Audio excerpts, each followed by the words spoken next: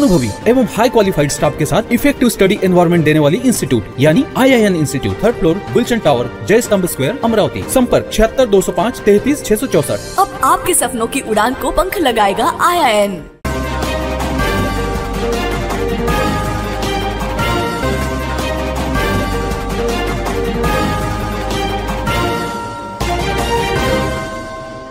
नमस्कार, सिटी न्यूजच्या बातमीपत्रात प्रेक्षकांचं मनपूर्वक स्वागत। आज दिनांक 8 मे 2024 वार बुधवार। बातमीपत्राची सुरुवात करूया सुविचारमालेने। केवळ चुकल्यानेच नाती तुटतात असं नाही, तर बरीच नाती ही अहंकाराने सुद्धा तुटतात। आजचा सुविचार आपण बघितला, आता बघूया बातमीपत्रातील ठळक बातम्या।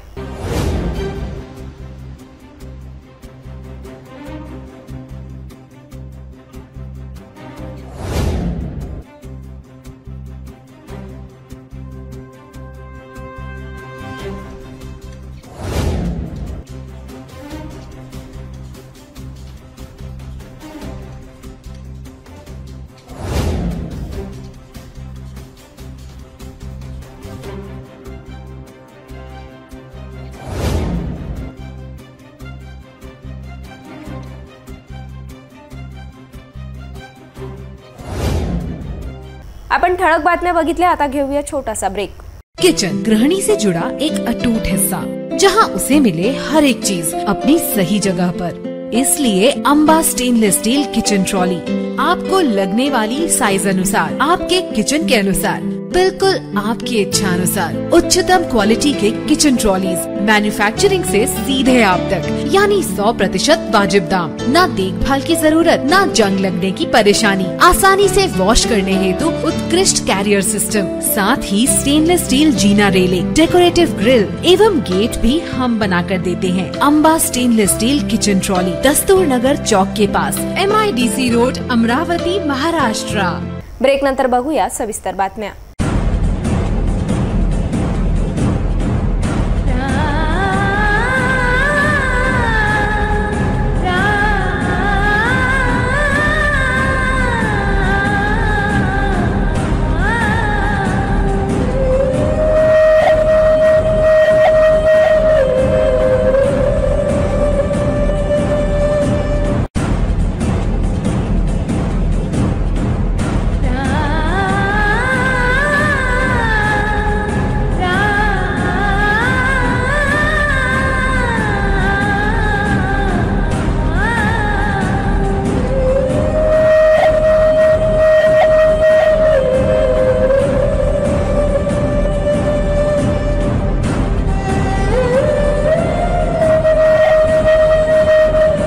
कोंडेश्वर मार्गावर असलेल्या विटाभट्टीवर 8 मेच्या दुपारी अचानक महसूल विभागाने बुलडोजर चालविला। 100 पोलीस, 6 पोलीस अधिकारी, 60 महसूल अधिकारी कर्मचारी यांच्या बंदोबस्तात भर उन्हात बुलडोजर चालवून विटाभट्टीवर आपल्या कुटुंबाचा उदरनिर्वाह करणाऱ्या आदिवासी कुटुंबावर उपासमारीची वेळ आणली। या कारवाईत हजारो कच्च्या विटाच्या मालावर सुद्धा बुलडोजर चालवून महसूल विभागाने आपला संताप व्यक्त तर केला नाही ना, हे दिसून आले। भर उन्हात झोपड्या जमीनदोस्त केल्याने आता लहान मुलांना कुठे न्यायचे असा प्रश्न आदिवासी कामगारांनी उपस्थित केला आहे। याच परिसरात मेडिकल कॉलेज बनण्यात येत असल्यामुळे येथील विटाभट्टी जमीनदोस्त करण्याची सुरुवात केली असा दबक्या आवाजात येथे सूर दिसून आला। बडनेरा कोंडेश्वर मार्गावरील मौजे अलियाबाद सर्वे नंबर 35 मध्ये शासकीय जागेवर अतिक्रमण करण्यात आलेल्या विटाभट्टी कारखान्यावर 60 महसूल अधिकारी कर्मचारी, 100 पोलीस कर्मचारी, 6 पोलीस अधिकाऱ्यांनी धडक बुलडोजर चालवून 20 ते 30 आदिवासी कुटुंबावर उपासमारीची वेळ आणली।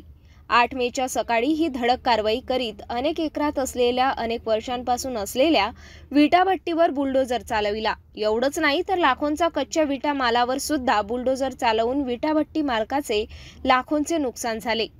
अतिक्रमण बुलडोजरने फक्त विटाभट्टीवरच बुलडोजर चालविला नाही, तर याच विटाभट्टीवर अनेक वर्षांपासून रोजगाराला आलेल्या आदिवासी कुटुंबाच्या झोपडी सुद्धा जमीनदोस्त करून घरगुती साहित्य सुद्धा उघड्यावर फेकण्यात आले। या कारवाईने अनेक आदिवासी कुटुंब आपल्या लहान मुलांना घेऊन उघड्यावर आले आहे।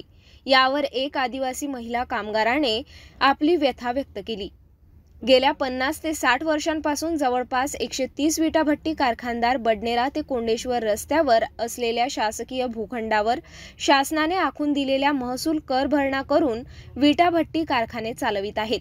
या विटाभट्टी कारखान्यावर मेळघाटातील मोठ्या प्रमाणात कोरकू आदिवासी मजूर रात्रंदिवस राबून आपली उपजीविका भागवतात।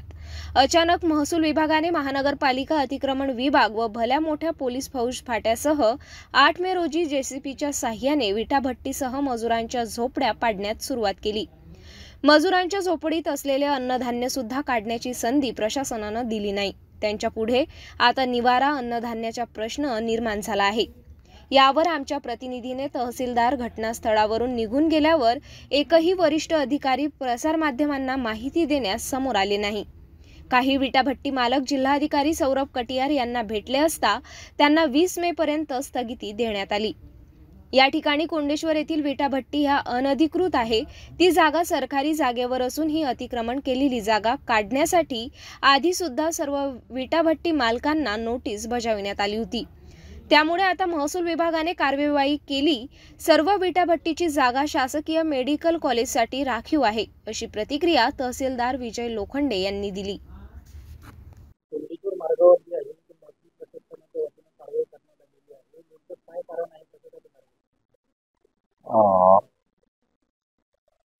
मौजे बडनेरा व अलियाबाद येथील सरकारी ई क्लासमध्ये जवळपास 70 वीट भट्टीधारकांनी त्यामध्ये अतिक्रमण केलेलं आहे आणि सदर अतिक्रमण काढत असताना त्यांना प्रशासनातर्फे रीतसर नोटिसेस देण्यात आल्या। त्यांचा जबाब क्लासवर जे अतिक्रमण केलेलं आहे ते काढून घेतो म्हणून, परंतु अद्यापपर्यंत त्यांनी सदर जागेवरील अतिक्रमण न काढल्यामुळे आज सकाळी प्रशासनातर्फे अतिक्रमण काढण्याची मोहीम सुरू करण्यात आली। परंतु त्यामधील जे काही अतिक्रमण धारक होते हे मान्य जिल्हाधिकाऱ्यांना भेटले असता व त्यांना परिस्थिती समजून त्यांनी सांगितली। मान्य जिल्हाधिकारी यांनी सहानुभूतीपूर्वक विचार करून त्यांना 20 मे पर्यंत त्यांनी त्यांचा जो काही तिथे तयार केलेला माल होता, विटांचा माल, तो काढून घेण्याबाबत निर्देश देण्यात आले। तसेच 20 मे नंतर त्यांची कोणत्याही परिस्थितीत त्यांचं ऐकून घेण्यात येणार नाही व त्यांचं जर तिथे अतिक्रमण असेल तर ते अतिक्रमण पूर्णतः काढून घेण्यात येईल, असे स्पष्टपणे निर्देश आज मान्य जिल्हाधिकारी महोदय यांनी संबंधित अतिक्रमण धारकांना दिलेले आहेत। या अनुषंगाने मौजे अलियाबाद येथे सर्वे नंबर 9 मध्ये काही अतिक्रमण धारकांनी त्यामध्ये वीट भट्टी धारकांनी अतिक्रमण केलेलं आहे। त्यामध्ये मेडिकल कॉलेज साठी ती जागा आरक्षित करण्यात आलेली आहे। तर त्या जागेवर सुद्धा त्या जागेचं सुद्धा नियमाप्रमाणे आम्ही त्या ठिकाणी नियमानुसार अतिक्रमण काढतो। समोर हे मजूर बसलेले आहेत, त्यांचे घर तोडलेले आहेत अतिक्रमण विभागाच्या दस्त्यांनी। आणि या संदर्भात माझ्यासोबत एक मजूर आहेत। दादा, नाम क्या आपका? रविशंकर मावस्कर। अच्छा, आप यहाँ पे क्या काम करते हैं? यहाँ पर हम भट्टे पे। कितने साल से? हमको हो गए 4-5 साल से। आज क्या हादसा हुआ आपके साथ? आज के बहुत बेकार हो गया था। खाने की सोच नहीं है अभी टाइम में। हाँ, आपकी झोपड़े थे तोड़ डाले?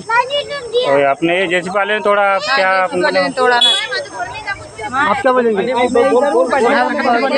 तोड़ा ना, हमारा नहीं था ना, हमारा ठेकेदार यहाँ नहीं था ना। ठेकेदार को लेके हमारे पैसे किसी को ही हमारा खोपड़ी से सामान नहीं निकला दिया। पुलिस वाले ने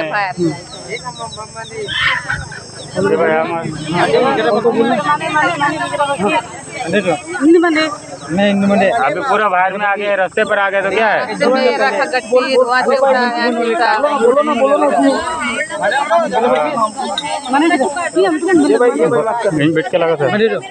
आणा सामान फेकून दिला, आणा सारी बेकार झाला। तेल आणले होते ते बेकार झाला।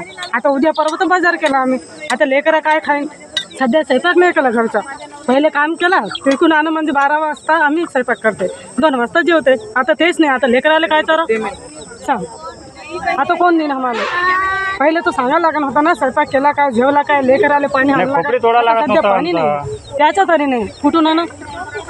राज्यातील कोंडेश्वर रस्त्यावर जे असलेल्या विटा भट्टेचे कारखाने आहेत ते अतिक्रमण विभागाने आज तोडलेले आहेत आणि या संदर्भात माझ्यासोबत येथील एक विटा भट्टी धारक आहेत. नाव काय आपलं? सुधाकर यादवराव पोखरागडे. बरं, आपली हे विटा भट्टी संदर्भात जी कारवाई झाली त्या संदर्भात आपलं काय मत आहे, काय सांगणार? हॅलो,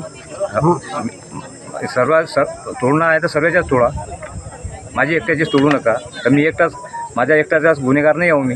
किती वर्षापासून आपली वीट भट्टी आहे? 20 वर्ष. किती कामगार असतात? जवळजवळ 40-50 कामगार. आपलं म्हणणं काय नेमकं सर्वात नुकसान करायचं सर्वांचाच करा, माझा एकट्याचाच करू नका. म्हणजे जेवढे विट्या भट्ट्या असतील त्यांचं तोडले, आपलं एकटा तोडलं असं आपलं म्हणणं आहे? हो, माझ्या एकट्याचाच का तोडलं? मी काय दुश्मन आहो का तुमचा? आता आपण काय करणार? डिपार्टमेंट सरकारचा आपण काय करणार आता मी शासनावर केस करणार. आपण जी जागा घेतली लीजवर असते ती लीज आपण शासनाची लीज भरलेली आहे का? आहे, भरलेली आहे, दरवर्षी भरत आहोत दरवर्षी. मी विजय इंगोले बोलतो. माझ्या भट्टीचं हे नुकसान झालं आहे, खोपड्या वगैरे पाडल्या आणि विटा भट्टीचं नुकसान केलं, पक्क्या विटायचंही नुकसान केलं आणि कच्च्या मालाचंही नुकसान केलं. आता मी याच्यावर काय करू शकतो हे विचार सांगा आता तुम्ही. किती लाखाचं नुकसान झालं आपलं? माझं 3 लाखाचं नुकसान झालं. आणि किती वर्षापासून आपला हा व्यवसाय आहे? हा माझा व्यवसाय आहे 25 वर्षापासून. तर तुम्हाला या पूर्वी काही सूचना दिल्या होत्या का? सूचना नाही आहे सर.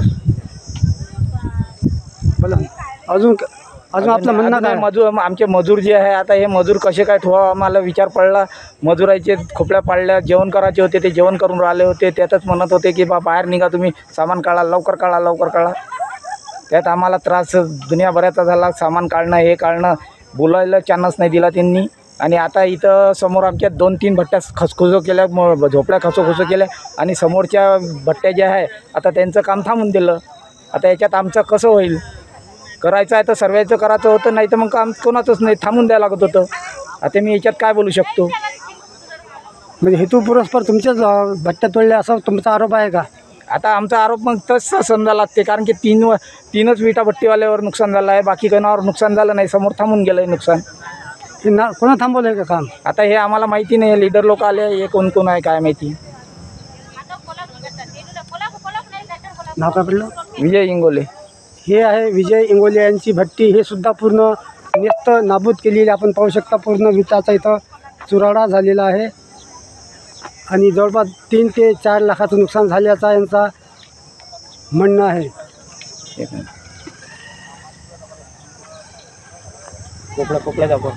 तसेच इथं मजुरांसाठी हे झोपड्या बांधलेल्या होत्या, पाहू शकता आपण. इथं मजूर बसलेले आहेत, त्यांच्या झोपड्यासुद्धा तोडून टाकलेल्या आहेत. ते जेवण करत असताना त्यांच्या वर पोलीस कारवाई करण्यात आलेली आहे आणि त्यांना घराच्या बाहेर काढून त्यांच्या झोपड्यात तोडलेल्या आहे. जवळपास 42 ते 43 सध्या तापमान आहे. मात्र या तळपत्या उन्हात ते आता कुठं राहतील असा प्रश्न यांच्या समोर आता. थेरपी सेंटरच्या नावाने देहव्यापार सुरू असल्याची माहिती मिळाल्याने हिंदू युवा वाहिनीने छापा टाकून उघडकीस आणले. हे अश्लील प्रकरण राजापेठ येथील राम मंदिराजवळ असलेल्या मार्केट सुरू असल्याचे उघड झाले. मार्केटमध्ये नवजीवन उपचार केंद्राच्या नावावर देहव्यापार उघड झाला असून बाहेरून क्लिनिकला कुलूप लावून आत देहव्यापार सुरू असताना एक जोडपं कार्यकर्त्यांनी बाहेर काढून पोलिसांना माहिती देण्यात आली. शहरात थेरपी सेंटरच्या नावावर देहव्यापार व्यवसाय सुरू असल्याचे प्रकरण शहरात उघडकीस आले. 8 मेच्या दिवशी राजापेठ येथील राम मंदिर जवळ असलेल्या एका जुन्या मार्केटमध्ये नवजीवन उपचार क्लिनिक केंद्रात थेरपीच्या नावावर देहव्यापार सुरू असल्याची माहिती हिंदू युवा वाहिनीच्या कार्यकर्त्यांना मिळाली. येथे 700 रुपये ऑइल मसाज, 200 रुपये स्टीम बाथ आकारणीचे माहितीपत्रक भिंतीला लावलेले दिसून आलेत. वेळीच कार्यकर्त्यांनी धाड टाकून बंद असलेल्या केंद्राला बाहेरून कुलूप लावलेले आढळून आले. अशात संचालकाने कार्यकर्त्यांना बाहेरच रोखण्याचा प्रयत्न केला. मात्र मिळालेली माहिती सत्य असल्याची दाट संशय असल्याने कार्यकर्त्यांनी जबरदस्ती दरवाजा उघडताच आतून एक युवक आणि त्यांच्या पाठोपाठ एक तोंडाला दुपट्टा बांधून युवती बाहेर निघाली. यावर या ठिकाणी थेरपी सेंटरमध्ये देह विक्रीचा धंदा चालत असल्याचे हिंदू युवा वाहिनीच्या कार्यकर्त्यांनी स्पष्ट करून थेरपी सेंटर संचालकाची कान उघाडणी केली. यावर तात्काळ कार्यकर्त्यांनी राजापेठ पोलिसांना माहिती देऊन घटनास्थळी बोलावलेत. पोलीस ताफा दाखल होऊन थेरपी सेंटर संचालकाला ताब्यात घेऊन राजापेठ पुलिस स्टेशनला रवाना झालेत. जय श्री राम। सबसे पहले तो बताना चाहूँगा मैं संगम रमेश गुप्ता, भाजपा उत्तर भारतीय मोर्चा शहर अध्यक्ष, उसी के साथ साथ हिंदू युवा वाहिनी के पवन श्रीवास जी, सूरज भैया गारू, उपाध्यक्ष जीतू भैया धामने जो मेरे साथ उपस्थित है, और सभी मेरे मित्र परिवार यहाँ पे उपस्थित है। हमें जानकारी प्राप्त हुई है कि हमारे प्रभाग में राजापेट में एक नवजीवन उपचार क्लिनिक के नाम से मसाज सेंटर के नाम पे जिस्म फरोशी का धंधा शुरू है, जिसके बारे में हमने यहाँ के जो ऑनर है, इस मार्केट के ऑनर है पीयूष हिंगासपुरे और संजू भैया हिंगासपुरे, जिनके कान पे हमने इलेक्शन के पहले ये बातमी डाले थे कि आपके कॉम्प्लेक्स में ये जिस्म फरोशी का धंधा खुलेआम शुरू है, लेकिन उन्होंने अभी तक कोई एक्शन नहीं लिया, जिसके प्रति मजबूरन हमको आज यहाँ पे एकत्रित होना पड़ा और रंगे हाथों हमने यहाँ पे एक जोड़पे को पकड़ा है, वो भी रोमांस करते हुए यहाँ पे। उसके बाद में और एक बात बताना चाहूँगा मैं आपको, जब इस दुकान का मालक नीचे खड़ा था, इस दुकान को शटर लॉक था, हमने उसको लॉक खोलने लगाए और लॉक खोलते बरोबर यहाँ पर एक लड़का और एक लड़की अंदर रंग रलियाँ मना रहे थे, और उसका मालक का कहना है कि मैंने उनको अंदर आराम करने के लिए भेजा था बोलते। अब आप बताइए इसके पीछे कौन सा बड़ा हाथ है जो अमरावती शहर में इतने बड़े बड़े पैमाने पे ये स्पा के नाम पे, मसाज सेंटर के नाम पे जिस्म फरोशी का धंधा चालू है। इसके पीछे का मुख्य नेता कौन है जिसकी साजिश यहाँ पे खुलेआम शुरू है। जय श्री राम। मुझे ऐसा लगता है कोई ना कोई बड़ा आदमी इसके पीछे जरूर है कि इतना बड़ा कांड होने से पहले भी, इससे पहले भी यहाँ पे हमने एक नोटिस दिया था, फिर भी ये खुलेआम शुरू है, तो मुझे जरूर लगता है इसके पीछे जरूर एक बड़े से बड़े राजनेता का हाथ है, जो जल्द से जल्द हम आपको उसके बारे में भी खबर देंगे। रविनगर परिसरात देशी कट्टा बाळगत असल्याची गुप्त माहिती मिळताच राजापेठ डीबी पोलिसांनी तात्काळ धाव घेऊन युवकाला ताब्यात घेतले। त्याच्या घराची झडती घेतली असता 2 तलवारीसह 1 कट्यार असा तीक्ष्ण हत्याराचा साठा जप्त करण्यात यश आले।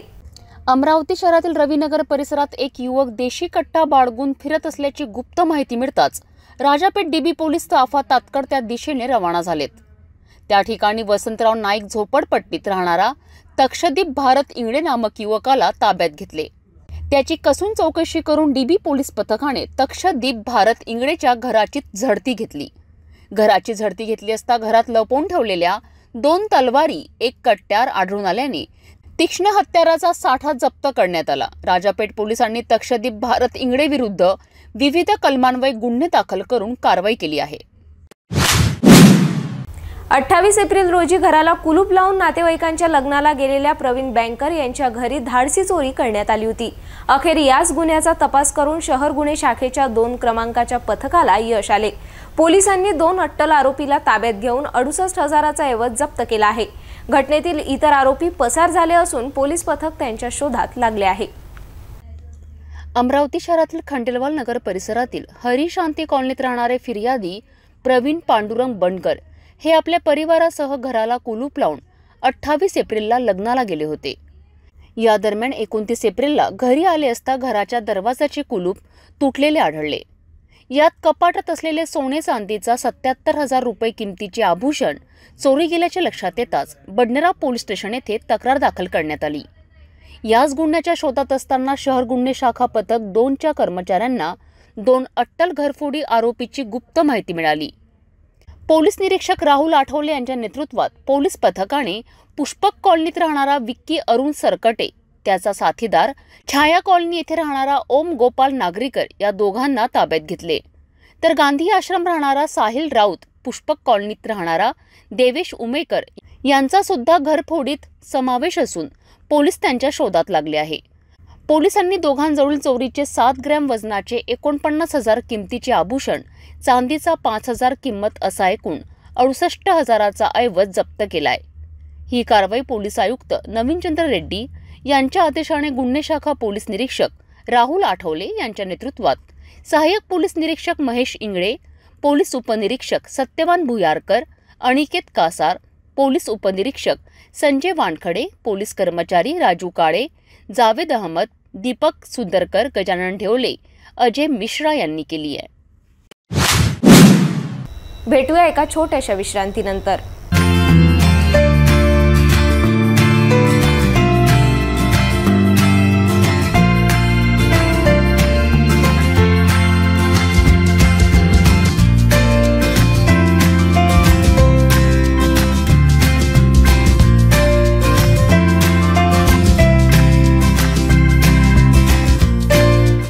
संपूर्ण लग्न बसता आराधना जवाहर रोड अमरावती। विश्रांतीनंतर पुन्हा आपले स्वागत। अमरावती जिल्ह्यातील तापमान 42 डिग्री सेल्सिअस पर्यंत पोहोचल्याने अमरावती जिल्हा सामान्य रुग्णालयात उष्माघात कक्ष सज्ज झाले आहे। याच कक्षाची पाहणी करण्यास विभागीय आयुक्त डॉक्टर निधी पांडेय 8 मेला दाखल झाल्या। विभागीय आयुक्त दाखल झाल्या, मात्र अचानक रुग्णालयातील वीज पुरवठा खंडित दिसून आल्याने उष्माघात कक्ष पाहणी न करता लहान मुलांच्या वॉर्ड क्रमांक 5 कक्षाची पाहणी करून आयुक्त विभागीय आयुक्तालयाकडे परतल्या। यावेळी सर्व रुग्णालय वॉर्डात काळोख पसरला होता। अमरावती जिल्हा सामान्य रुग्णालयाचा भोंगळ कारभार पुन्हा 8 मेच्या दुपारच्या वेळी समोर आला। या रुग्णालयाची पाहणी करण्यास विभागीय आयुक्त डॉक्टर निधी पांडेय दाखल झाल्यात। रुग्णालयात उष्माघात कक्षाची पाहणी करण्यास त्या दाखल झाल्या। रुग्णालयात येणार तीच रुग्णालयातील विद्युत पुरवठा खंडित झाला। रुग्णालयातील सर्व वार्डातील वीज खंडित झाल्याने सर्व वार्डात काळोख पसरला। अशा वेळी डॉक्टर निधी पांडेय रुग्णालयात आल्या असता येथे अंधार दिसून आला।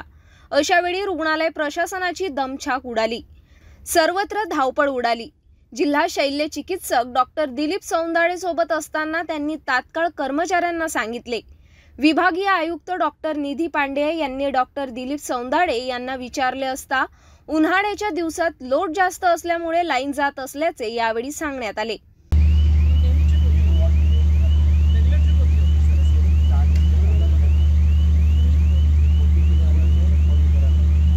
उष्णतेचं वातावरण खूप वाढलेलं आहे, त्यामुळं मागच्या 3 दिवसापूर्वी कलेक्टर सगळे येऊन गेले होते आणि आज विभागीय आयुक्तांनी भेट दिली। नंतर ती आता PSCला सुद्धा भेट देत आहेत। त्याबद्दल त्यांनी पेशंटच्याबद्दल माहिती घेतली, किती ॲडमिट आहेत का, काही आहेत का, आणि बाकी काही अडचणी आहेत का विचारलं।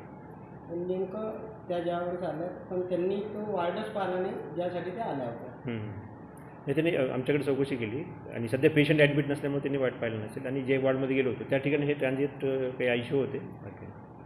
आणि मॅडम आल्या त्यावेळेस विद्युत सुद्धा हो, विद्युत पुरवठा ती आता मेन लाईन गेलेली आहे आणि आपली आणि वुमन्स हॉस्पिटल त्यांची लाईन एकच आहे, त्यामुळे तिकडचं काम करण्यासाठी त्यांनी काही काळासाठी लाईट बंद केली होती 5 ते 7 मिनिटासाठी, त्याच्यानंतर लाईट चालू झाली आहे। हीट वेव्ह जे उष्णलाट चालू आहे त्याबद्दल एक प्रत्यक्ष पाहणीसाठी मी आले आणि वॉर्डमध्ये जे व्यवस्था करण्यात आली आहे, बेड्स रिझर्व करण्यात आले आहेत त्यांच्यासाठी, आणि दुसरा पुरेसा औषध साठा आहे की नाही याबद्दल विचारपूस करण्यासाठी मी आले होते नेमकं। आणि ह्याच्यानंतर मी वडगाव PHCला जाते। ही उष्णलाट आणि त्याच्याबद्दल जे प्रिपेअर्डनेस आहे त्यासाठी। मॅडम, आपली पाहणी करत असतानाच काही वार्डामधली लाईन जी आहे सध्या लोड जास्त असा सिव्हिल सर्जन साहेबांनी सांगितलं मला, त्यामुळे ट्रिप झाली आहे आणि MSEBचे लोक वगैरे बिजली विभागाचे अनेकदा हा प्रॉब्लेम होत असल्याची त्यासाठी मी त्यांना गायडन्स दिली की आपण तुमचे जे डिमांड आहे तुमचे वॉर्ड्ससाठी त्याचे एक समीक्षा करावे आणि ॲडिशनल लोडसाठी तुम्हाला जे बॅकअप पाहिजे त्याबद्दल आपण शासनाला आणि DPCतून व्यवस्था आपण। अशा नेहमीच विद्युत पुरवठा खंडित होत असल्याने येथील रुग्णांना मात्र नाहक त्रासाला सामोरं जावं लागत आहे। 7 दिवस झाले अचानक। लाईन किती वेळेस बंद झाली? परवाच्या दिवसपासून बंद आहे लाईन। काल 12 वाजतापासून सने आता 3 वाजेपर्यंत लाईन नव्हती। रात्रीची लाईन व्यवस्थित असते काय ते? काल नव्हती, आज सुद्धा सकाळी लाईन नव्हती। आज आता बंद झाली 2-3 वेळा। तुम्ही नेमकं केलं शौर्य अर्मड डॉक्टरांचा म्हणजे लाईन नसल्याची तुम्ही पुढे तक्रार वगैरे केली होती इथे? नाही, कोणच तक्रार केली नाही।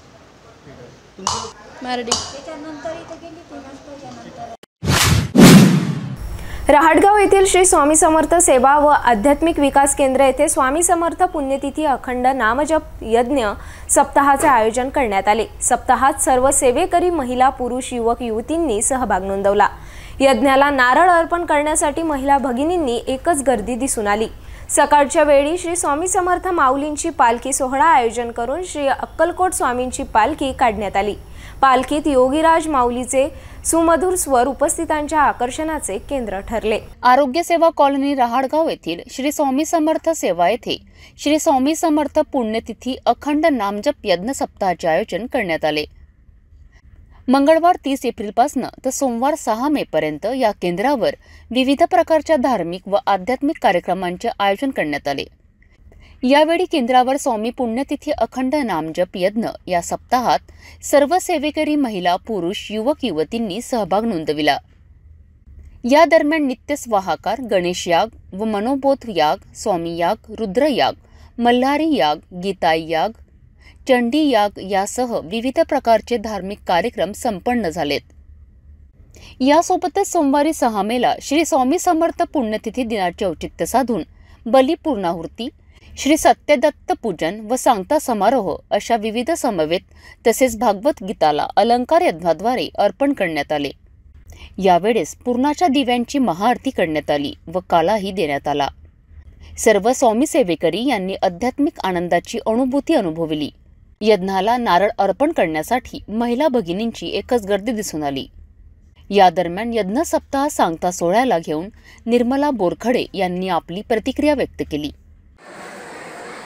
श्री स्वामी समर्थ स्वामी प्रीती अखंड नाम जप यज्ञ सप्ताह आपला 30 तारखेला सुरू झाला, 30/4ला आणि सांगता झाली 6/5ला.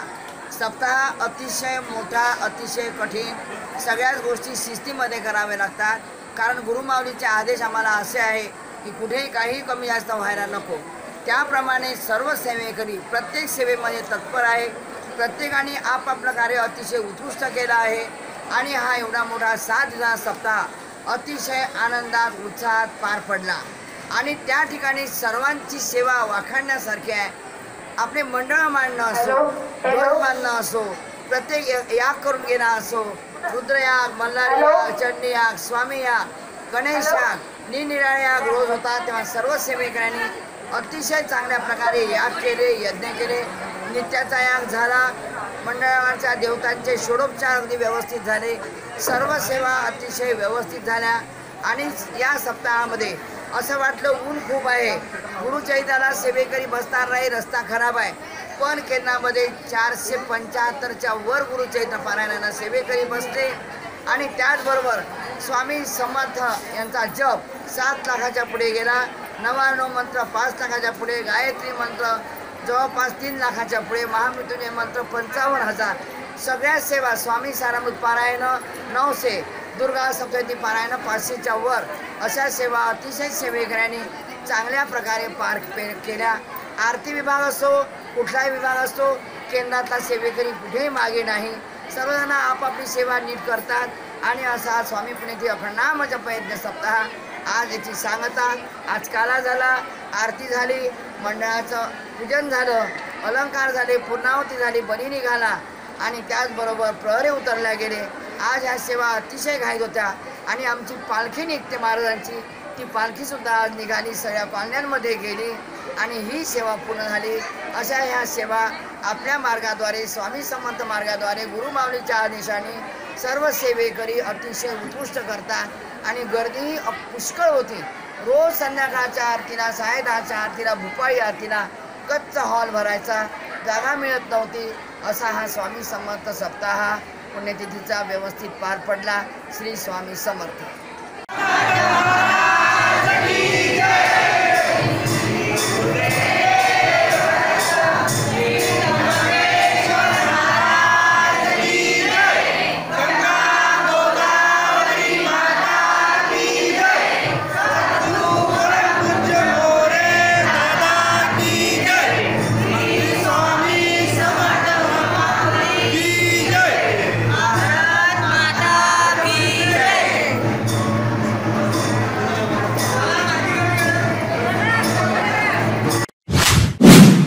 डॉक्टर पंजाबराव देशमुख यांच्या विचारांनी प्रेरित तथा त्यांचे अनुयायी विनायकराव शंकररावजी पडोळे यांचे मंगळवारी रात्री 9 वाजताच्या सुमारास अल्पशा आजाराने निधन झाले. त्यांनी मृत्यूपूर्वी व्यक्त केलेल्या इच्छेनुसार त्यांचा देह डॉक्टर पंजाबराव देशमुख वैद्यकीय महाविद्यालयाला दान करण्यात आला. बुधवारी सकाळी 11 वाजता अंतिम दर्शनानंतर त्यांचा मृतदेह डॉक्टर पंजाबराव देशमुख वैद्यकीय महाविद्यालयाच्या पथकाला स्वाधीन करून पडोळे कुटुंबियांनी त्यांची जबाबदारी पार पाडली. यावेळी शिवाजी शिक्षण संस्थेच्या पदाधिकाऱ्यांसह सहकार नेत्यांनी मोठी उपस्थिती होती. 11 डिसेंबर 1941 साली जन्म झालेले विनायकराव शंकरराव पडोळे हे डॉक्टर पंजाबराव देशमुख यांच्या विचाराने प्रेरित होते. शिवाजी शिक्षण संस्थेचे ते आजीवन सदस्य होते. एक सामाजिक जाणीवेचा पगडा असलेले विनायकराव पडोळे यांनी शिवाजी शिक्षण संस्थेच्या आमसभेत वैद्यकीय महाविद्यालयाला देहदान करण्याचा जाहीर संकल्प केला होता. सोबतच त्यांच्या पत्नी सरला पडोळे यांनी देखील देहदान करण्याचा संकल्प केला. मंगळवारी 83व्या वर्षी विनायकराव पडोळे यांचे रात्री वृद्धापकाळाने निधन झाले. डॉक्टर अरुण मुंढे काल सायंकाळी 9च्या दरम्यान आमचे चुलत सासरे श्री विनायकराव शंकररावजी पडोळे वारले. त्यांचा आज अंत्यविधी होता, परंतु त्यांनी त्यांच्या मृत्यूपत्रामध्ये आधीच आपले पंजाबराव देशमुख मेडिकल असोसिएशनला कॉलेजला आपली देहदान करण्याचं ठरवलं असल्याच्यामुळं ते आज आम्ही त्या उपक्रमामध्ये आहे. आज त्यांचा देह पंजाबराव देशमुखला डोनेट करणार आहोत. ते सदा डॉक्टर पंजाबराव देशमुख यांचे अनुयायी होते आणि त्यांच्या विचाराने प्रेरित होते.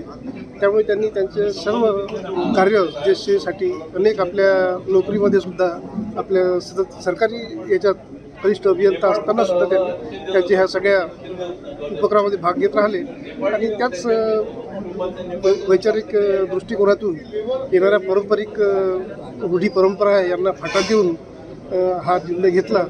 आम्ही एरियातील ह्या सगळ्या लोकांनी त्यांचं ह्या विचाराचं स्वागतच केलेलं आहे. आज त्यांचा या निमित्तानं आम्ही त्यांना श्रद्धांजली अर्पण करतो. त्यांचा मुलगा प्राध्यापक प्रशांत पडोळे व श्रीकांत पडोळे तसेच मुलगी कृतिका ढोके पाटील, जावई दीपकराव ढोके पाटील तसेच विश्व हिंदू परिषदेचे माजी शहराध्यक्ष डॉक्टर अरुण मुंडे, डॉक्टर माया अरुण मुंडे यांनी त्यांच्या इच्छेप्रमाणे डॉक्टर पंजाबराव देशमुख वैद्यकीय महाविद्यालयाला त्यांचा पार्थिव देह स्वाधीन केला. तत्पूर्वी स्वामी विवेकानंद कॉलनी येथील त्यांच्या निवासस्थानी त्यांच्या अंतिम दर्शनाकरिता शिवाजी शिक्षण संस्थेसह राजकीय नेत्यांनी उपस्थिती दर्शवली. विनायकराव पडोळे, माझे वडील विनायकराव शंकरराव पडोळे यांची आज रोजी निधन झाले. त्यांनी आपल्या जीवन ऑफिसर असताना देहदान करण्याचा निर्णय घेतला, जेणेकरून त्यांच्या देहापासून अभ्यास करणाऱ्या विद्यार्थ्यांना काही शिकायला मिळेल. अभ्यास करण्यासाठी आपल्या देहाचा वापर केला गेला, त्यांना आनंद झाला होता, म्हणून त्यांनी आपलं देहदान केलं. यावेळी माजी आमदार शरद तसरे, जिजाऊ बँकेचे अध्यक्ष अरविंद काठोळे, डॉक्टर पंजाबराव देशमुख बँकेचे अध्यक्ष नरेश पाटील, विलास इंगोले, माजी उपजिल्हाधिकारी मनोहर कडू, सेवानिवृत्त उपअभियंता मुरलीधर गावंडे, जिजाऊ बँकेचे संचालक अरविंद गावंडे, पीडीएमसीचे अधीक्षक डॉक्टर सोमेश्वर निर्मळ, माजी नगरसेवक प्रदीप हिवसे, प्राध्यापक सुरेशराव निर्मळ, डॉक्टर मंगेश निर्मळ, श्री हनुमान व्यायाम प्रसारक मंडळातील अनेक पदाधिकारी आदींची यावेळी उपस्थिती होती. भातकुली तालुक्यातील बोरखडी खुर्द येथे जलजीवन मिशन अंतर्गत पिण्याच्या पाण्याच्या टाकीच्या बांधकामावर पाणी टाकत नसल्याने बांधकाम निकृष्ट दर्जाचे होत आहे, असा आरोप स्थानिक गावकऱ्यांनी केला आहे. येथे बांधकामात वीज चोरी होत असल्याचे उघड झाले. यात महावितरण अधिकाऱ्यांना विचारले असता त्यांनी सुद्धा चुप्पी साधली. त्यामुळे येथे अधिकाऱ्यांची सुद्धा मिलीभगत असल्याचे बोलले जात आहे. भातकुली तालुक्यामध्ये येत असलेल्या बोरखडी खुर्द गावात जलजीवन मिशन अंतर्गत पिण्याच्या पाण्याचे टाकीचे बांधकाम सुरू करण्यात आले. मात्र याच बांधकामावर कुठल्याच प्रकारची टँकरची व्यवस्था नसल्याचे प्रकार उघडकीस आले आहेत. त्वरित या कामावर पाणी टाकण्यात यावे, अन्यथा दर्यापूर येथील जीवन प्राधिकरण कार्यालय येथे ठिय्या आंदोलन करणार असल्याचा इशारा यावेळी गावकऱ्यांनी दिला आहे. टाकीच्या बांधकामाकरिता वापरण्यात येणाऱ्या विद्युत खांबावरनं हुक टाकून खुल्या विजेची चोरी होत असल्याचा प्रकार उघडकीस आलाय. मात्र ठेकेदार आणि महावितरणच्या अधिकाऱ्यांचे साठगाठ असल्याची चर्चा गावकऱ्यांमध्ये आहे. या संदर्भात महावितरण कार्यालय खार तळेगाव येथील कनिष्ठ अभियंता इंगडे यांना दूरध्वनीवरून वीज चोरीबाबत माहिती विचारली असता त्यांनी संबंधित ठेकेदारांना आम्ही त्यांना 9 मेच्या दिवशी मीटर देणार आहे, महावितरण कनिष्ठ अभियंता इंगडे यांनी सांगितले. बोरखडी खुर्द येथील पिण्याच्या पाण्याच्या टाकीचे बांधकाम गेल्या काही महिन्यांपासून सुरू आहे. मात्र त्या ठेकेदारांनी महावितरणकडून कुठल्याच प्रकारची रिसर्च परवानगी न घेता खुल्या विद्युत खांबावरूनच विजेची आकोडी टाकून चोरी करत असल्याची माहिती सूरज राऊत यांनी महावितरणाच्या कनिष्ठ अभियंता यांच्या लक्षात ही बाब आणून दिली. खुर्द येथे जलजीवन मिशन अंतर्गत पाण्याच्या टाकीचे काम चालू आहे, पण पाण्याचे टाकीचे काम चालू असता या टाकीवर पाणी जे काम होत आहे त्याचे निकृष्ट दर्जाचे काम होत आहे. इथं पाण्याची व्यवस्था काहीही नाही, ज्याच्यावर टाकीवर पाणी टाकण्याची व्यवस्था काही पण झालेली नाही आहे. त्या पाण्याच्या टाकीचे ठेकेदाराला विचारता, ठेकेदार म्हणतात आम्ही पाणी टाकत आहे, पण इथं बघतात इथं कोणतीच पाण्याची अशी व्यवस्था नाही, ड्राम नाही, काही हे नाही आहे, कोण टँकरची व्यवस्था नाही आहे. इथं अजिबातही ठेकेदार साहेब लक्ष देत नाही आहे. तरी जलजीवन प्राधिकरण दर्यापूर यांच्या अंतर्गत त्वरित लक्ष देण्यात यावे अशी माझी गावकऱ्याच्या वतीने मागणी आहे. पत्नीने थंड भाजी दिल्याने त्यामुळे संतापलेल्या पतीने गळफास लावून आत्महत्या करण्याचा प्रयत्न केला. पाचपोली पोलिसांच्या तत्परतेमुळे त्या व्यक्तीचा जीव वाचला. ही घटना सोमवारी रात्री पाचपोलीतील ठक्कर गाव संकुलात घडली. जेवणात भाजी थंड का दिली याचाच संताप येऊन पतीने रागाच्या भरात स्वतःला गळफास घेऊन आत्महत्या करण्याचा प्रयत्न केला. ही खळबळजनक घटना नागपूर शहरातील पाचपावली पोलीस स्टेशन हद्दीतील ठक्कर गावात घडली. ही माहिती पोलिसांना कळताच बीट मार्शल तात्काळ दाखल होऊन पतीला फासावर काढून त्याचा जीव वाचविण्यात यश आले. रात्री 8:30 वाजता दारूच्या नशेत एका व्यक्तीने पत्नी आणि मुलाला मारहाण करून घराबाहेर हाकलून दिले आणि घरातच ओलीस ठेवल्याचे पोलिसांना समजले. त्या आधारे पाचपावली पोलीस निरीक्षक बाबूराव राऊत यांनी बीट मार्शलला तातडीने घटनास्थळी पोहोचण्याच्या सूचना दिल्या. बीट मार्शल अतुल आणि मनोज तातडीने घटनास्थळी पोहोचले. त्यांना घराबाहेर असलेल्या पत्नीने घटनेची माहिती दिली. आतून प्रतिसाद न दिल्याने बीट मार्शलचे टॉर्चच्या प्रकाशाने घरात डोकवण्याचा प्रयत्न केला. तेवढ्यात महिलेच्या पतीने गळफास घेतल्याचे दिसून आले. बीट मार्शलने ताबडतोब घरात प्रवेश केला आणि फासावर लटकलेल्या व्यक्तीला उचलले. ताबडतोब फास काढून खाली आणण्यात आले. घटनेची माहिती जाणून घेतली असता पत्नीने गरम भाजी न दिल्याने हा प्रकार घडल्याचे पतीने सांगितले. यावर पोलीस कर्मचाऱ्यांनी महिलेच्या पतीला मार्गदर्शन केले आणि पुन्हा आत्महत्येचा प्रयत्न न करण्याचा सल्ला दिला. या तत्परतेवर पोलीस आयुक्त डॉक्टर रवींद्र कुमार सिंगल यांनी पाचपावली बीट मार्शल अतुल, मनोज, देवेंद्र आणि प्रफुल्ल यांचे पुष्पगुच्छ देऊन अभिनंदन करण्यात आले. बरोबर आहे. 6/5/2024च्या दिवसभरासाठी जे 4 बीट मार्शल राहतात, बीट मार्शल आपली पेट्रोलिंग करत असताना ठाकरग्राम येथे असताना बीट मार्शल 3ला एक CFS वरून कॉल होता MDT वर 112 वरून. तर या ठिकाणी लष्करी बाग गल्ली नंबर 3 मध्ये असाचा प्रकार सुरू आहे. 6 गल्ली नंबर 6 मध्ये असा प्रकार सुरू आहे. त्यावरून बीट मार्शल 3 त्या ठिकाणी पोहोचल्या दार बंद होतं. त्याची मिसेस आणि पोरगा बाहेर रडत होते की वडील म्हणजे पती आतमध्ये आहे, दार लावून ठेवलेलं आहे, काहीतरी कमी जास्त करल. याच्यावरून त्यांनी सर्व बीट मार्शल आमचे अलर्टच होते, ते कॉल ऐकले होते. सर्वजण तिथे जमा झाले लष्करी बाग गल्ली नंबर 6 मध्ये. तर त्याचं नाव भोलानाथून आवाज देत होते, परंतु तो काय मी सुसाईड करून टाकीन, मी बाहेर येणार नाही, अशा पद्धतीचे वर्तवणूक यांनी थोडा वेळ ऐकून घेतले. त्याच्यानंतर हा कमी जास्त होईल म्हणून हे दार लोटून आतमध्ये प्रवेश केल्याबरोबर तो लटकून होता. त्याच्यात मग आमचे 2 अंमलदारांनी त्याला उचलले. एक अंमलदार तो लाईट बंद केल्यामुळे तो टार्च लावला एक अंमलदाराने. एक अंमलदाराने ती ओढणी फॅनवरून ते काढून खाली उतरवले. अशा पद्धतीने त्याचा जीव वाचवले. संबंधीची सूचना आहे आम्ही MDT वर अपलोड केलं, असा एका माणसाचा जीव वाचवला म्हणून. आणि आम्ही वरिष्ठांना हे संदेश देण्यात आले की अशा पद्धतीची कामगिरी करून एका व्यक्तीचा जीव वाचवलेला आहे. तर त्याची दखल घेऊन माननीय पोलीस आयुक्त साहेबांनी माझं पण माझ्या टीमचं बीट मार्शलचं अशाच पद्धतीने उत्कृष्ट कामगिरी केली पाहिजे, त्याची दखल घेऊन साहेबांनी प्रशस्ती पत्र देऊन अभिनंदन केले. सर, जे तो माणूस जो सुसाईड करण्याची कोशिश करत होता त्याच्या मागचं कारण काय समजलं आहे आणि आपले बीट मार्शलचं काय नाव आहे तिथे त्वरित पोहोचले होते? Atul Phartade, beat marshal number 3. त्याच्यानंतर देवेंद्र शर्मा लांडे, चौथा मनोज चौधरी, म्हणजे 4 लोक पोहोचून ही कामगिरी केलेली आहे. त्याच्यात पार्श्वभूमीचा दारू पिण्यास सवयीचा आहे, सुसाईड जो करण्याचा प्रयत्न केलेला आहे. त्याच्यात त्या दिवशी थंड भात होतं, ते भात मला काही आवडलं नाही अशा पद्धतीचे, आणि दारू पिले असल्यामुळे त्यांचे भांडणं व्हायचे नेहमी. त्याच्यावरून त्यांनी मग आतमध्ये करून घेतला, ते बाहेर असताना दार लावून घेतला. जाता जाता पुन्हा एकदा आजच्या ठळक बातम्या.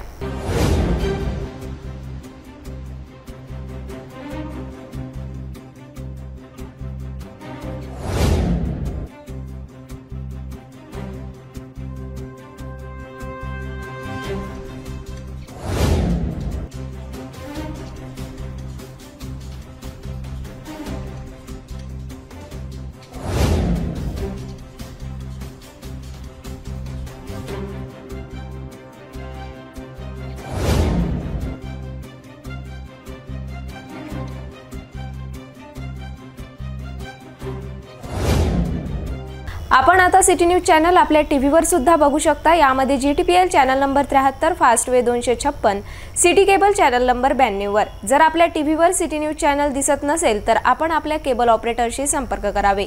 आपण सिटी न्यूज केबलच्या व्यतिरिक्त YouTube, Facebook, Instagram आणि ट्विटरवर सुद्धा बघू शकता। याकरिता सोशल मीडिया अकाउंट सबस्क्राइब करा, फॉलो करा, लाईक करा। YouTube अकाउंट सबस्क्राइब करण्याकरिता सबस्क्राइब बटनला क्लिक करा आणि बेल आयकॉन दाबायला विसरू नका, कारण सर्वात आधी समाचार आपल्यापर्यंत पोहोचणार आहे। तसेच सिटी न्यूजचे फेसबुक पेज लाईक करा, Instagram आणि ट्विटर हँडल फॉलो करा। आपण व्हॉट्सॲपवर सुद्धा सूचना देऊन न्यूज प्राप्त करू शकता। व्हॉट्सॲप नंबर खाली स्क्रीनवर येत आहे। हे बातमीपत्र एवढ्यावरच थांबूया, पुन्हा भेटूया नवीन घडामोडींसोबत। नमस्कार।